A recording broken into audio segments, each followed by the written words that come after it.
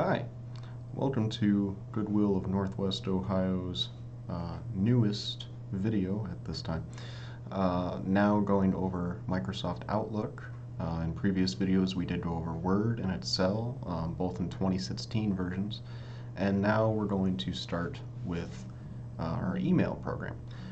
This will be the last of the Microsoft Office Suite software that we will go over. From then on, we will be doing more IT-related topics. We'll probably start with computer building and the different pieces and parts and hardware, and move on from there. So please stay tuned for that. In the near future, we're going to have a more consistent schedule for those things. So we're going to jump right into Outlook now. You will notice that I already have it installed and I already have an account added. And due to the variety of ways that an email account can be set up, we're going to go based off of already being here, already being ready to go. We don't want to delve into all the different options because it could be different if you're using Gmail, Yahoo, or in this instance, the email setup at work. So this video, take it more as to make you more efficient while you are at work. If you do happen to be in an office or you need to send emails, Outlook is pretty much the go-to. So without further ado, we're going to start with the very basics, why we're here. We need to, once we get acclimated to what we're looking at, probably want to start making an email. Which is very simple. We go to the new email button up here, and we get greeted with a new window, and this will look just like any other email you've ever sent. You have your two bots, which maybe we want to send it to that Brian guy. And then we could fill in that email. We could put in the whole email if we really wanted to. And then we can put in other individuals if we want to copy it over to them, the carbon copy. Always put that in there if you are sending it to a wide variety of people. That is helpful. One other tidbit for that carbon copy is sometimes you want to send an email to a wide variety of people without each individual knowing that you sent it to the others. So if you wanted to send it to 3 people and person 1, you don't want them to know that you're also sending it to person 2, we can go to the option tab and add in this BCC. And anyone we put into this list will not know that the other individuals have received this email. So that's important to note as well.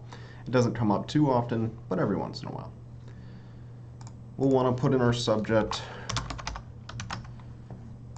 whatever you want the subject to be. It's probably best to be a little bit more eye-catching or summarize what you're talking about. And then we can type in all of our, meat for the message that we're trying to convey to whoever we're trying to convey it to. And just like when we are in Word and even in parts of Excel, well, the majority of Excel, we do always have the same formatting options, so we can change text, we can change font size. These are all things that we did go over in the other videos, and things that are very normal for for normal computer use, I should say. So we could bold it and say hello, and then use our normal formatting to convey whatever we want to say. Nice meeting you today, or whatever we want to say. Maybe you're asking for a specific piece of information or something like that. Maybe instead of being polite and saying hello to this Brian guy, maybe we are trying to send them something, maybe sending a weekly schedule or something of that sort, or a timesheet. You could always go to attach file. You go right up there and then browse this computer, and you will eventually get to your file, and you want to make sure you do that. If you are saying, hey, look at this attached file, if you forget to do that, then you kind of have a bit of a problem there. But as long as you make sure to do that if you need to. Also, up here in the same area, we do have options such as the signature that we'll go over in just a second. We have these little flags, so when a message comes in to somebody's inbox in this area here, and it will also show up in other email clients as well, not just Outlook. We can send high importance or low importance, or ask for a follow-up. These little things will tell that person what we're looking for in a more concise manner. So if you have an urgent issue and somebody sees their email on their phone or something, if you don't mark it, they might not think of it as at the same level of priority as you do. So those are always nice to get in there. Going back to the signature, if we have, instead of saying sincerely Brian or thanks for that, and then you have all of your information, it's nice to put a signature in here. And we can do that very easily. Just make a new one. We can name it. And in here, we will only have to type it in once. So instead of having to type, your little bottom line every time, like that, and then phone number, email, fax even, instead of having to do that every time, you can just enter it into the signature area, and then once we hit OK and now that is saved, say we're done typing our message, we can just go up to that signature, and then whatever you have it named will show up here, and now that happens. And so if I send this message and a week from now I want to send a message to somebody completely different, but I still want this information down there, generally when you're sending information outside of your organization, because the people around you probably don't need your contact information, you are able to get this signature in there every time. Another good way, or another good thing about signatures, I should say, is that when you're using them, they are a way to kind of authenticate with your other users and the other employees to say, yes, that is me, just as a signature kind of does normally as well when you're signing your name on something. There are a lot of times that email does get compromised and they send spam and bad messages even from your accounts or an email that looks really close to your account. Having a signature on there doesn't completely prevent that, but if somebody is more familiar getting email with you and they don't see that, it kind of catches their eye, and then they're more prone to not fall for it, which is a good thing. So once we do finish our message and we have who we're sending it to, if we are sending it to others, the subject, any attachments, always double check your attachments. We have all of our information in there. We just have to hit the send button. And assuming you have internet, the email will send, it'll be great, and everything will work. When we have email, we do like to get organized, and so we'll go over a couple things of that, because that's very important to every single person that I've ever helped with on Outlook, and it's good for myself as well. We like to make sure that we're working efficiently, and one way to do that is to get organized. So if I look in my inbox, and some people, especially those who have been at a company for a couple years or so, they'll have thousands and thousands of emails, and then they look for something and they'll search it in the mailbox, and that'll take some time, or it won't work, or they'll forget where it was or forget what it was called. So it's always best to have multiple different folders outside of your very standard ones that we have here. The only extra folder I have currently right now is this test one, but we can always make another folder, such as, or by right-clicking on the inbox, making a new folder, and we can just call it anything. If we're working in a business, maybe these are invoices, for example. It could be whatever you want it to be. Maybe we have another folder, and this is called payroll. Maybe we're working in the accounting side of things. In here, once we have different emails, they could be in these folders instead, and then it allows a little bit more organization. When you have emails, so say I have a fake email like I make here, and test, and I send this to myself, and I go to my sent, and this works for any email. It can be in any folder. If you just want to drag it out, you can just click and drag it, and we saw that it highlighted, and then I can drag it around just like in most other programs you can do that. And so we can put it into any of these folders that we choose to do so to get more organized. Now, with that said, if we did have this email and pretend it's from somebody else and not from us, a way to automate this process, and what a lot of computer savvy people like to do is automate things, is to make rules. And we see that up here at the top. And if we have a message highlighted, we can make a rule directly related to that message, or we can create our own.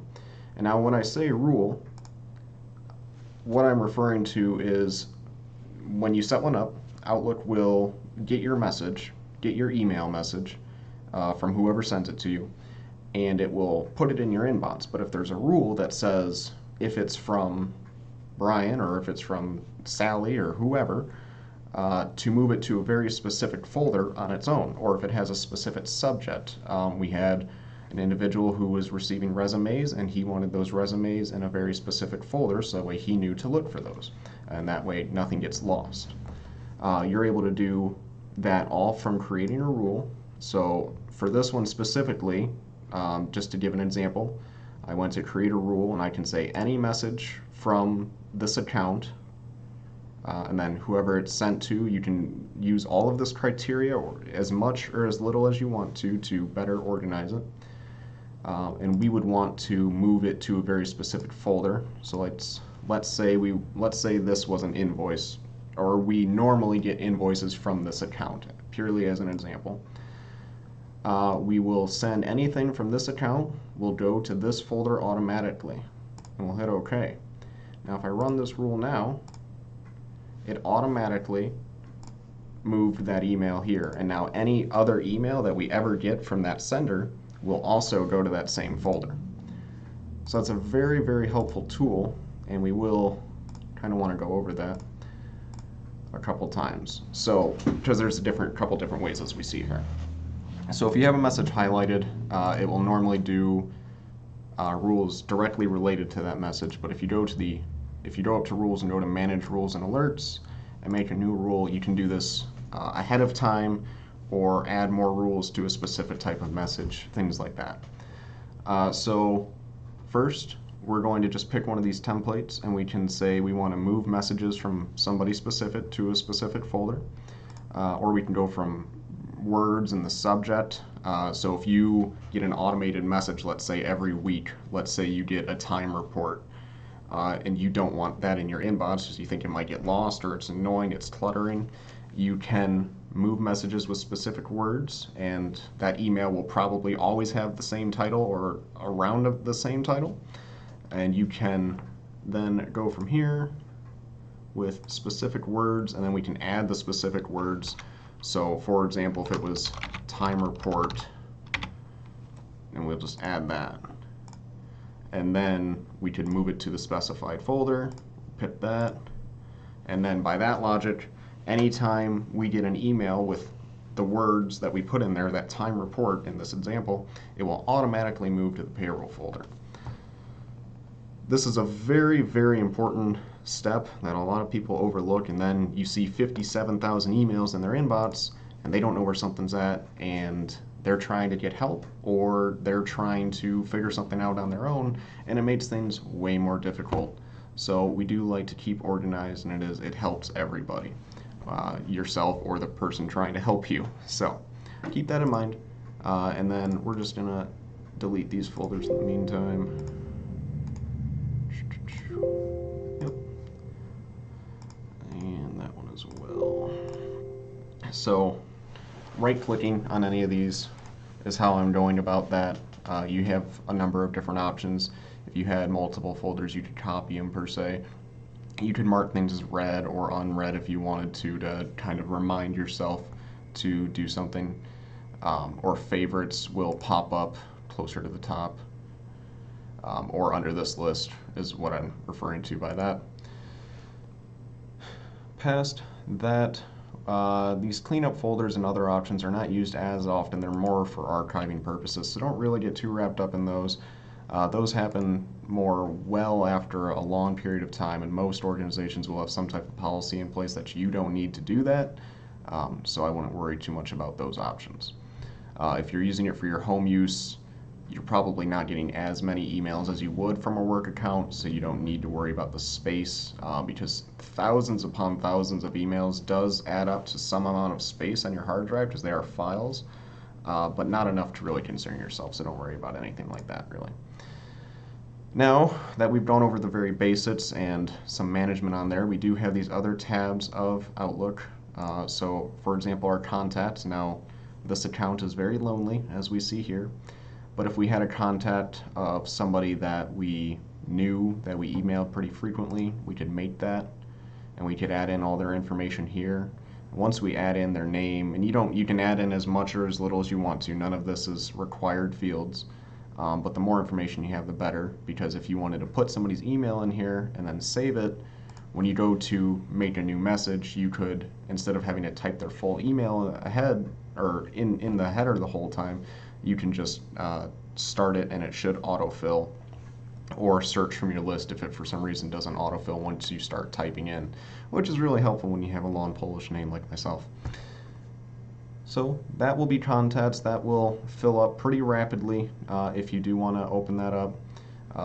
If you are working at an organization, you will generally have a built-in contact list as well, and that will be all of your constant contacts amongst the organization or amongst the business. So those people should automatically be in your contacts as well. So that's always a helpful thing.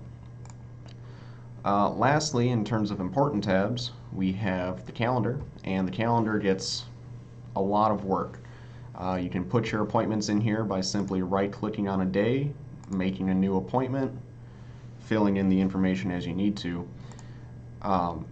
You can also invite people to these appointments, which is really nice if you're trying to set up a meeting, going through one of these fields, and it ends up looking just like an email. That person will get a request, they'll reply to the request, that'll come back to you just like a normal email.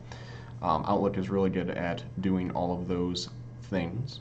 You're also able to set little reminders and how it will look if you have any sharing settings.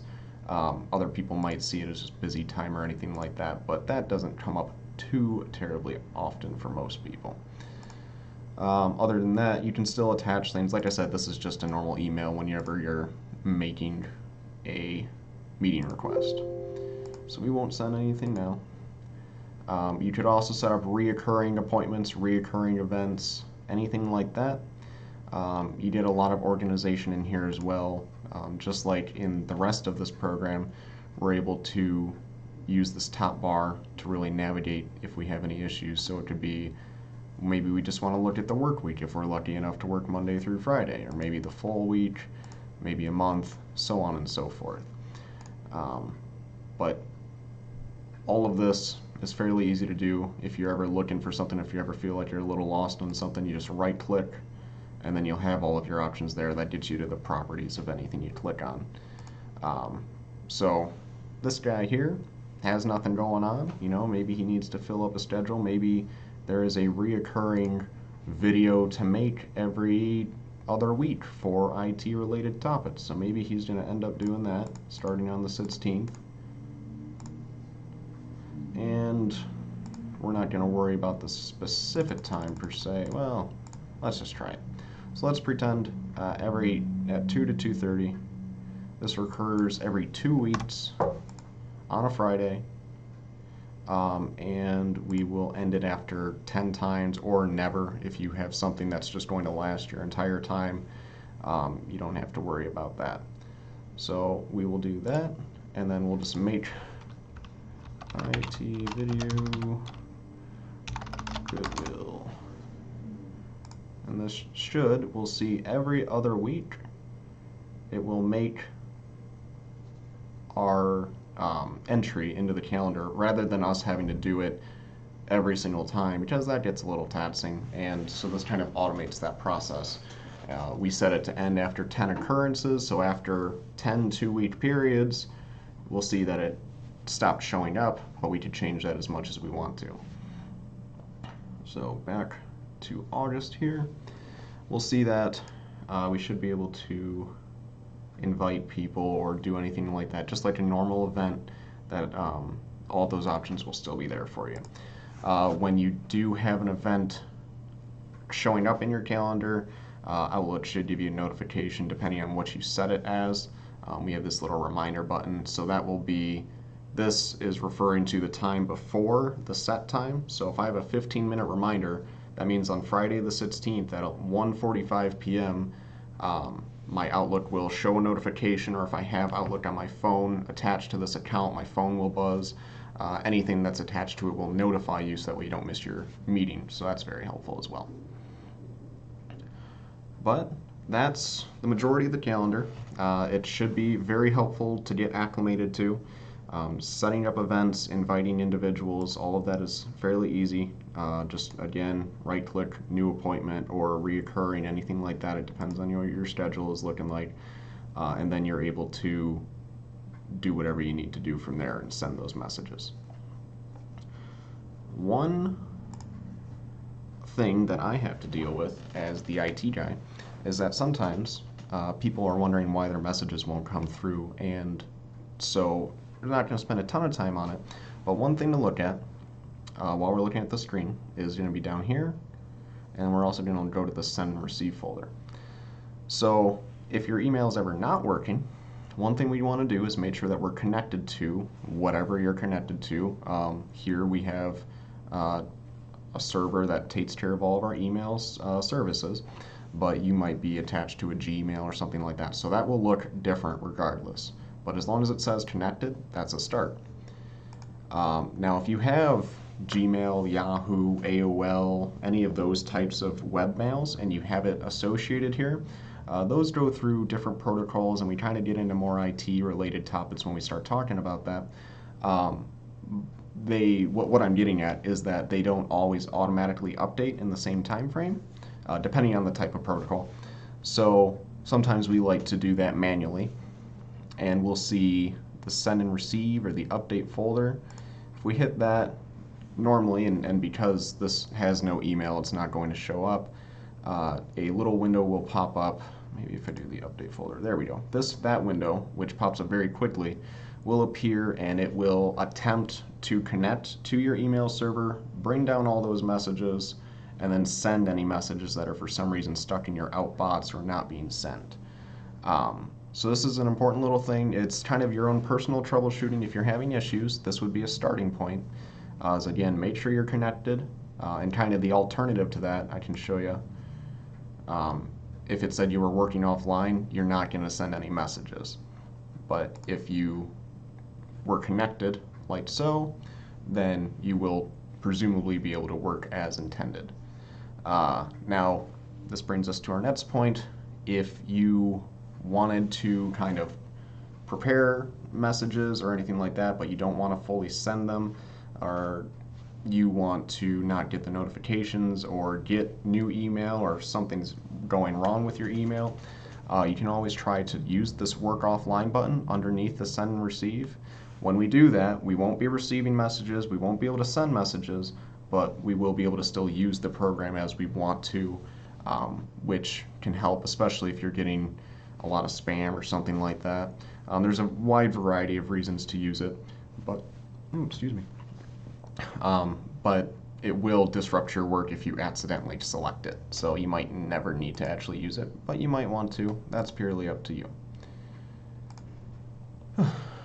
That is the majority of Outlook. The last thing I really want to go over is probably going to be the view and kind of personalizing this. If it's personalized, if it's an easier way for you to read it, you're more likely to use it the right way.